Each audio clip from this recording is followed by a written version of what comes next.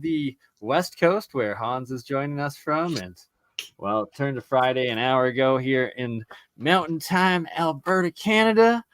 But whatever, we were already a day late, so what's making it two? That's okay. Hans, how are you? It's always right now, Bernie. It's always right now. Right? It's the present. That's why it is a present, because we're living in it, and here we are. The past is mystery, the future is history, the present is a gift. So let's live it up now. Well, anyway, thank you for having me back on. It's been a minute. Always a pleasure. It has. Last time I was on here, yeah, it was 4th of July. Got to apologize to myself. I was a little out of it that night, and no worries, my friend. Yeah, as a good American, you should. Been so, right? Like, how can we argue with that? Right. Anyway, yeah, lots happened. I went to Rob Potter's Mount Shasta summer event, which was amazing. I spoke, Friday morning at 9 a.m. I always get these 9 a.m. slots, but hey, whatever. I started with about 10, 15 people, and, the room was packed within a few minutes because everybody's there in the camp, and so people came to see it. So I lectured about the Dropa. It was awesome. I'm going to be speaking again in Vegas in October 17th through 20th. I don't know what the dates are. I'm speaking yet. I think you're frozen, Bernie. Can you hear me? We can hear you. Yeah. Okay. So, sorry, my friend Nathan, whose account we're using. I just sent him an email asking in the morning for him. Oh, we lost Bernie. Shoots. Well, anyway, when he gets back on, I went down to Mount Shasta in July, and it was amazing. Never been down there. Had a little mishap on the way down somewhere outside of Roseburg, Oregon, which is in the middle of nowhere. Stone flew up through my grill and punctured my radiator. And so, I had to stop, turn around, limp up a hill. Had some crazy issues, got towed finally out of that. And then got another car and actually made it down to the event. And so it was really amazing. It was up at this near Castle Lake, which was really an amazing spot. Beautiful water, great to swim in. A couple of us went up there twice, had a good time. But yeah, we were basically there at this amazing event. 4 days, lots of vendors, great stuff. Where are you at, Bernie? Hold on a sec. I'll try and get a hold of our host.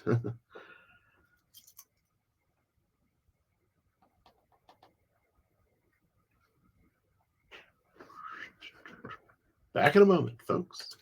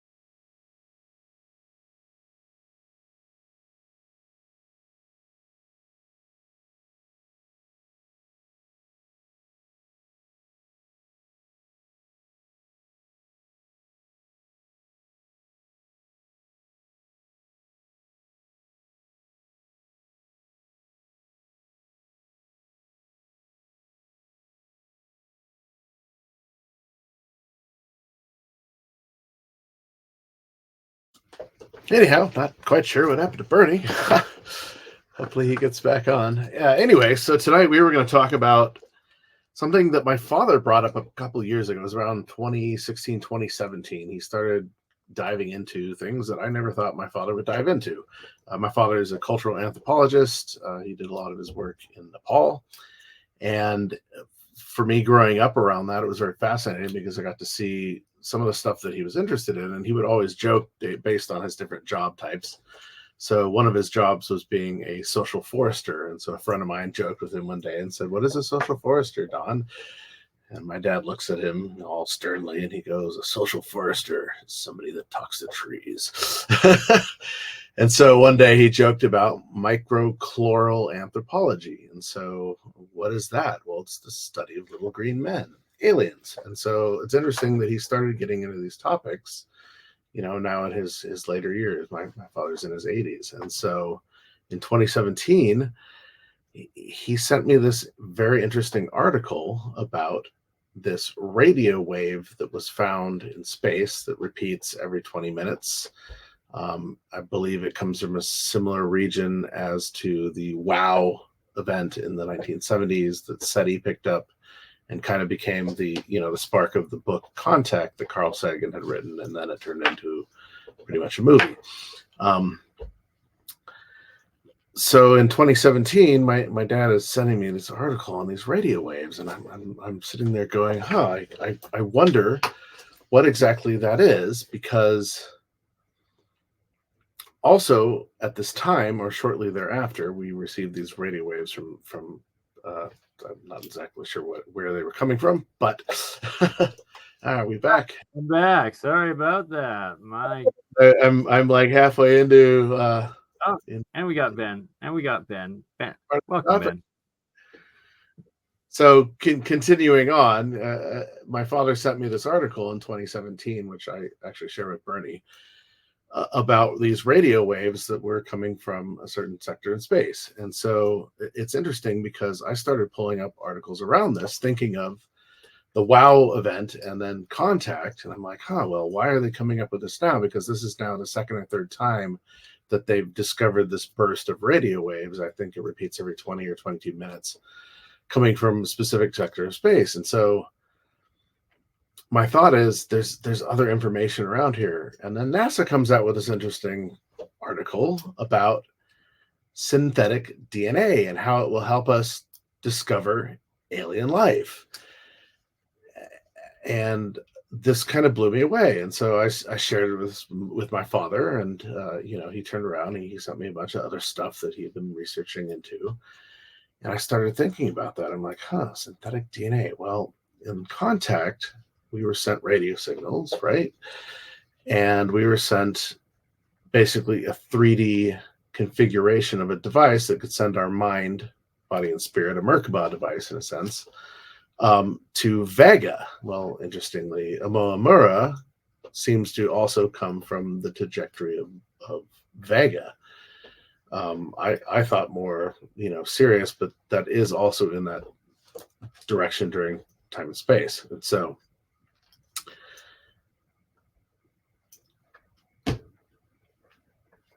that's pretty epic. And talk about a 5D quantum experience.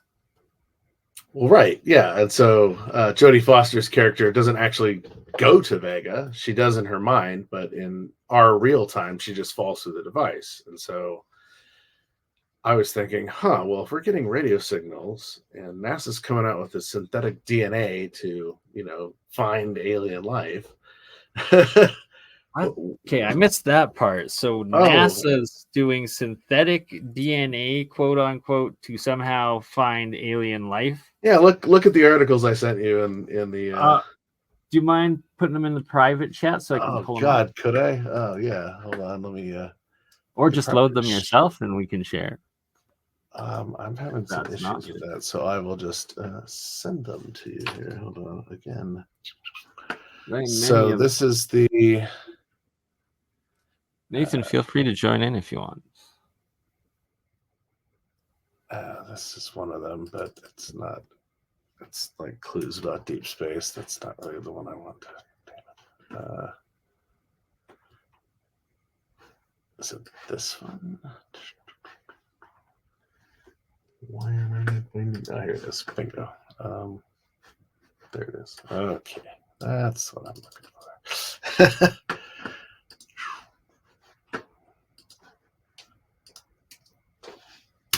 Bam. There we go. Open that up. Uh-oh. Never a straight answer. We're going to never a straight answer for an Actually, answer. this has been, yeah, exactly, and this is where, this is kind of what I was looking total real image. at. Definitely Of course, filmed by no, NASA. no, no. Just kidding. Sorry. Anyways, But it's that, and you gotta scratch your head over this. research creates DNA-like molecule to aid search for alien life. So Research think about what happened in Contact.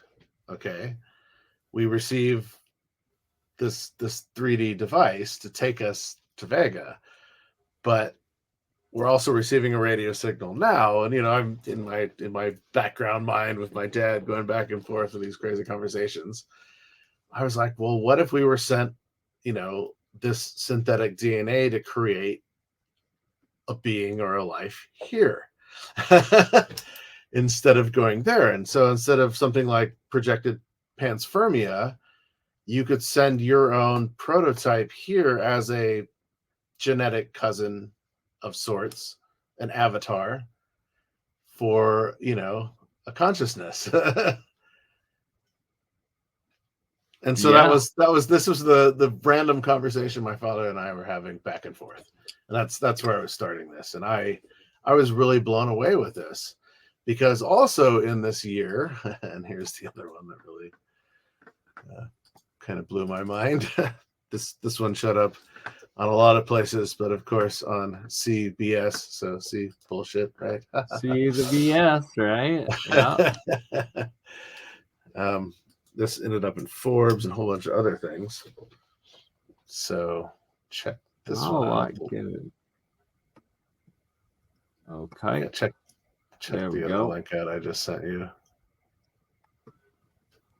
CBS News. BS. I see it all day long. Yes. That's why there's a just read the headline and you got to scratch your head. And so this showed up on there CNN, may be more.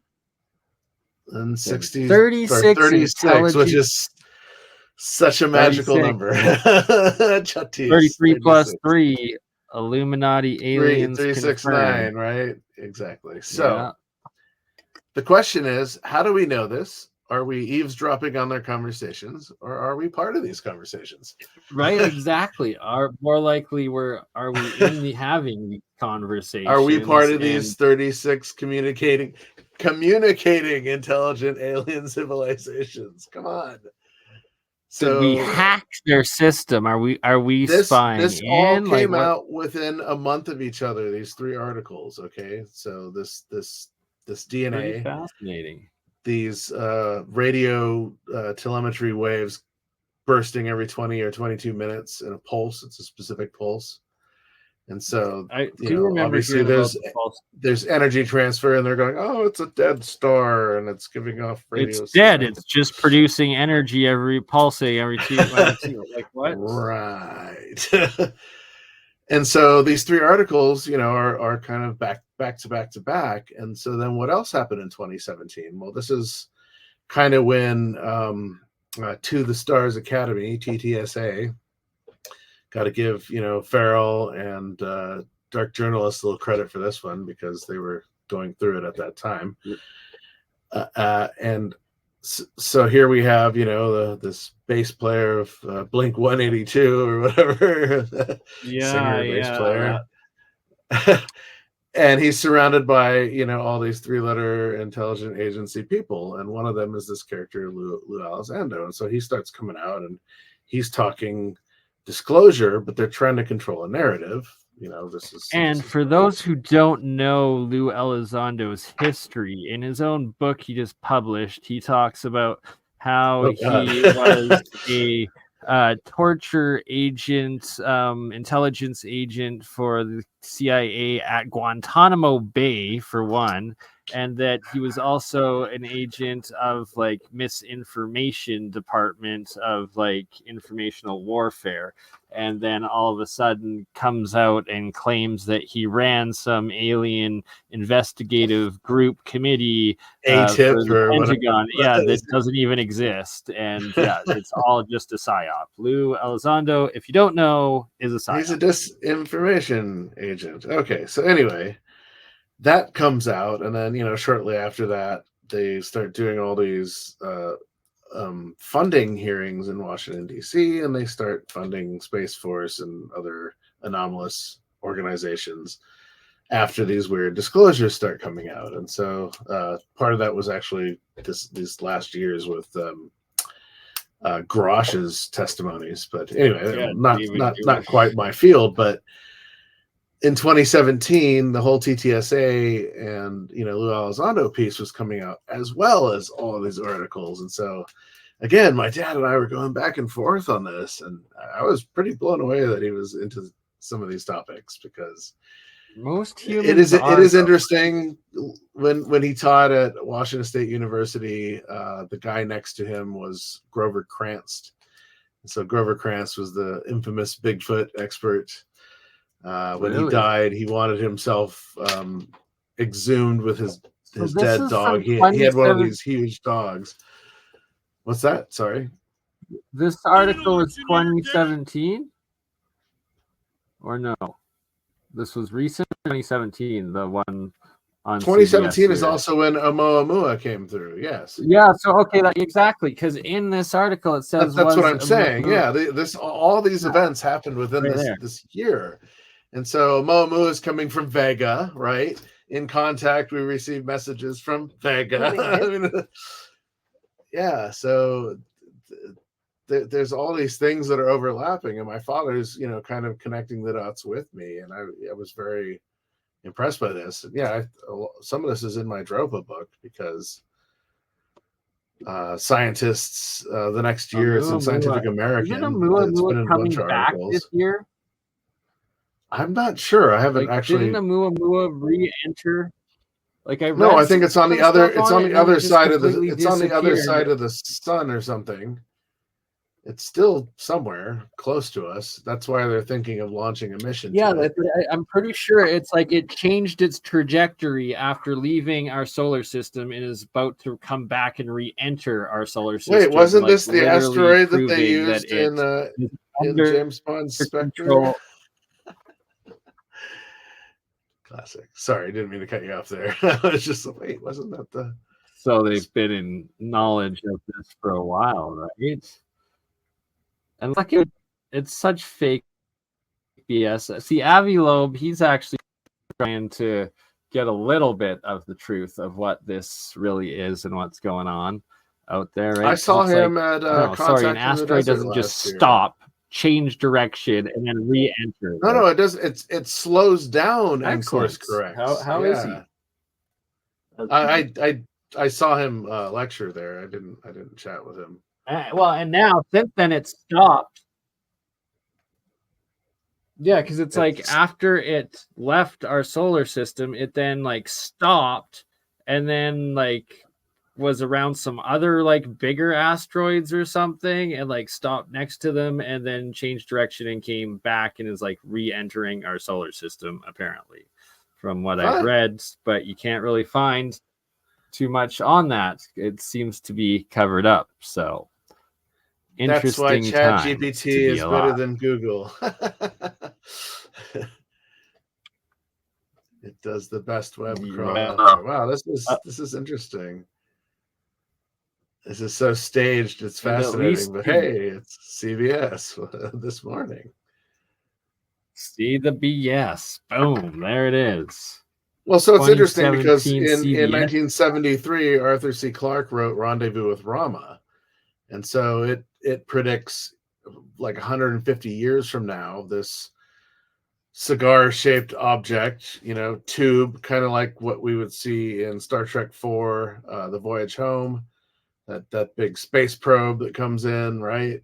It's got the whale alien brain that comes out and is kind of shaking up Earth and destroying it. And Kirk and Spock and McCoy have to use the Klingon bird of prey to slingshot around the sun, go back in time, collect 2 humpback whales, come back to the future.